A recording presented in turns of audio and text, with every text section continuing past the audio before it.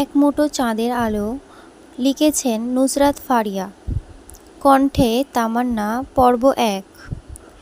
সদ্য বিয়ে হওয়া বাসরাতে নিজের বরের জায়গায় ভার্সিটির প্রফেসর মিস্টার আধার খানকে দেখে রীতিমতো ৪০৪ বোল্ডের ঝটকা খেয়ে থম মেরে বসে রয়েছে আলো। সে হয়তো স্বপ্নেও ভাবতে পারেনি এমন কিছু দেখবে।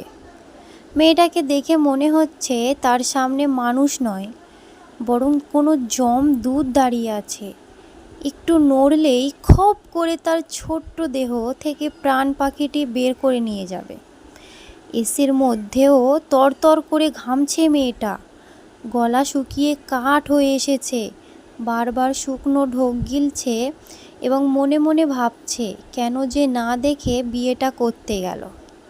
সবাই কতবার করে দেখতে বলেছিল, কিন্তু তখন তো মাথায় ভূত চেপেছিল, যার ফলে সবাইকে বড় মুখ করে বলেছিল একেবারে বাসর রাতে গিয়েই স্বামীর মুখ দেখবে। কিন্তু এই সিদ্ধান্তটা যে এত বড় বাঁশ দিবে সেটা ভাবতে গেলেও গা শিউরে উঠছে। একটু যদি সে টের পেত, তাহলে বাস্তবে বিয়ে করা তো দূরে থাক, কল্পনাতেও এই উজবুকটাকে বিয়ে করতো না। আলো আর সহ্য করতে না পেরে গলা ফাটিয়ে দিল এক চিৎকার। এই মেয়ে, এমন সারনির মতো চেঁচামেচি করছো কেন? মুখ বন্ধ রাখো, না হলে এক থাপ্পড়ে রুম থেকে বের করে দিব, বেয়াদব মেয়ে। ধমক খেয়ে চুপসে গেল বেচারি। কিন্তু মাথায় একটা কথা কিছুতেই ঢুকছে না। সে এর আগে সার নাম শুনেছে, কিন্তু সারনি এটা আবার কোন অঞ্চলের ভাষা?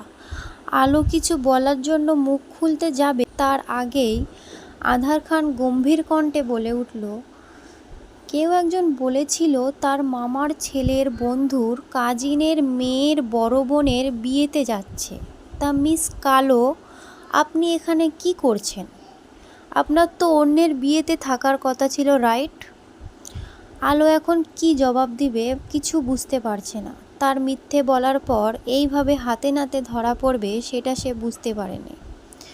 আলো মাথা নিচু করে আমতা আমতা করে কিছু বলার চেষ্টা করলো। মানে আসলে স্যার, হয়েছেটা কি? মানে না, আসলে আপনার কাছেই রাখুন মিস কালো। আলোকে পুরোপুরি কথা শেষ করতে না দিয়ে তার কথার মাঝেই আধার খান ফোড়ন কাটে।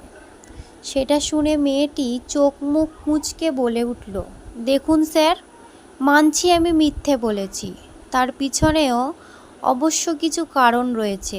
আর আমার নাম মিস কালো নয়, আলো রহমান রিক্তা। আলো না কালো, আই ডোন্ট কেয়ার। আমি না হয় বিয়ের আগে তোমাকে দেখিনি, বাট তুমি নিশ্চয়ই আমাকে দেখেছো। তাহলে এই বিয়েতে রাজি হলে কেন? জানতে না আমি তোমার শিক্ষক, নাকি জেনে শুনেই এমন করেছো? আমি যদি জানতাম আমার বিয়ে যার সাথে হচ্ছে সেটা আপনি, তাহলে আপনাকে বিয়ে করা তো দূরে থাক, দরকার হলে সারা জীবন কুমারীই থাকতাম, তবুও আপনার মতো লোককে বিয়ে করতাম না। আলো মিনমিন করে কথাগুলো বলে আর চোখে তাকায় তার বররূপে বদমেজাজি স্যারের দিকে। আধার খান কিছু সময় গম্ভীর মুখে আলোকে পর্যবেক্ষণ করে ওয়াশরুমে চলে যায়। পরনের সাদা শেরওয়ানি খুলে ছুঁড়ে মারে, ঝর্ণা ছেড়ে দিয়ে পানির নিচে দাঁড়িয়ে মাথার চুল দু হাতে খামচে ধরল। মাথায় তার দাউ দাউ করে আগুন জ্বলছে। একে তো তার দাদাজান তাকে ইমোশনাল ব্ল্যাকমেল করে বিয়েতে রাজি করিয়েছে, তার উপর যে মেয়েটিকে দু চোখে সহ্য করতে পারে না, আজ সেই মেয়েটিই কিনা তার বিয়ে করা বউ, আবার তারই ছাত্রী। ব্যাপারটা হাস্যকর না? আধার নিজের ভাগ্যের উপর তাচ্ছিল্যের হাসি হাসে।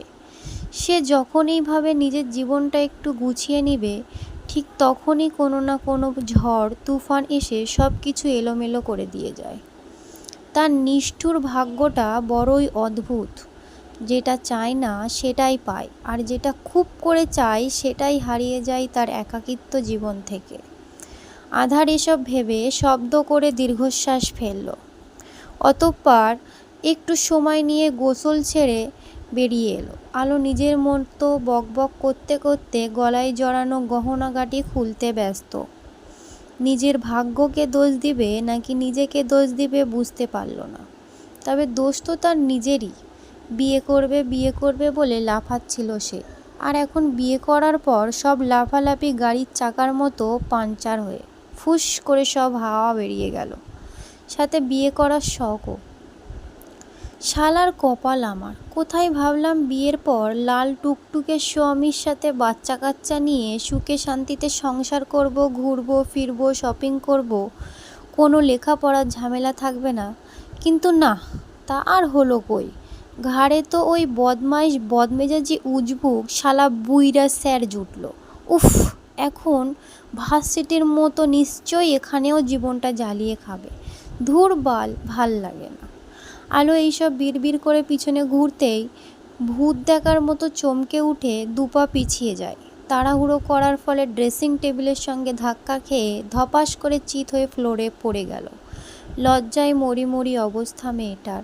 শেষে কিনা বাসর ঘরে বরের সামনেই চিৎপটাং। ইস, কি লজ্জার ব্যাপার স্যাপার, ধ্যাত। মেয়েটা মাথা নিচু করে ধীরে সুস্থে উঠে দাঁড়ায়। লজ্জায় পুরো চেহারা লাল স্ট্রবেরির মতো হয়ে আছে। মনে মনে নিজেকে ভয়ানক একটা গালি দিয়ে ভাবে, আচ্ছা লোকটা কি সব কথা শুনে নিয়েছে তার? ইয়া আল্লাহ, যদি তাই হয় তাহলে তার কপালে আজ দুঃখ আছে।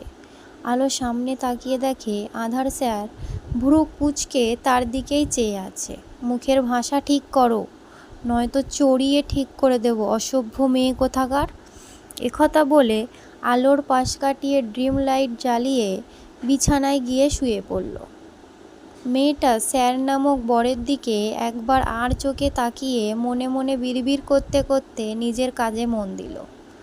শরীরের সব গহনা খুলে পরনের লাল টুকটুকে জামদানি শাড়িটাও টেনে হিঁচড়ে খুলে সোফায় রেখে দেয়। তার আবার শাড়ি টাড়ি পরার অভ্যাস নেই। বিয়ের জন্য খুব শখ করে পার্লারে গিয়ে টানা 4 ঘন্টা ধরে সেজেছিল। উদ্দেশ্য ছিল নতুন বউয়ের মারাত্মক সৌন্দর্য দেখেই যেন বাসর ঘরে বর জ্ঞান হারায়। কিন্তু এখন বরকে দেখে নিজেরই জ্ঞান হারিয়ে উগান্ডায় চলে যেতে ইচ্ছে করছে। লোকটা মাত্রাতিরিক্ত সুদর্শন পুরুষ হলেও ওনার শরীরে রক্তের চেয়েও অহংকার জেদি বেশি। সরু নাকের ডগায় সবসময় ইগো লেগেই থাকে। তার মাঝে মধ্যে ইচ্ছে করতো ওই স্যার নামক ইগোওয়ালা ড্রামের সুন্দর নাকের আগা চাপাতি দিয়ে কেটে দিতে, তাহলে হয়তো একটু ভালো হতো। আলো এসব ভাবতে ভাবতে ব্যাগ থেকে টি শার্ট প্লাজো বের করে সোজা ওয়াশরুমে ঢুকে গেল। তার আজ মন মেজাজ একটুও ভালো নেই। কোথায় একটু মিষ্টি মিষ্টি কথা বলে তাকে বোঝাবে এই বিয়েটা মেনে নেওয়ার জন্য, কিন্তু না, উল্টো তার উপরেই চিল্লা ফাল্লা করছে।